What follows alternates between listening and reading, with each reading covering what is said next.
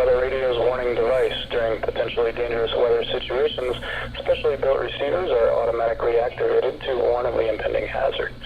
Tests of these receivers are normally conducted by the National Weather Service every Wednesday between 11 a.m. and noon. Reception of this program and the warning alarm will vary at any given location. Variability becomes more noticeable at greater distances from the transmitter.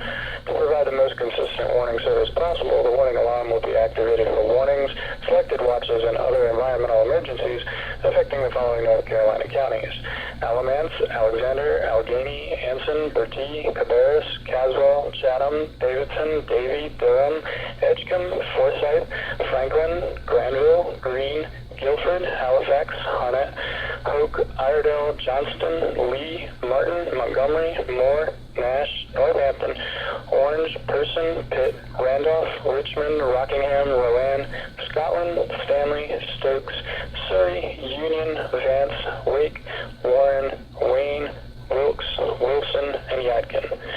The warning alarm will also be activated for the following counties in South Carolina: Chesterfield and Marlborough, and the following counties in Virginia: Brunswick, Carroll, Grayson, Henry, Mecklenburg, Patrick, and Pittsylvania. This includes the independent cities of Galax, Martinsville, and Danville. Repeating, the National Weather Service has just activated the public alarm tone in a test of the weather radio's warning alarm system.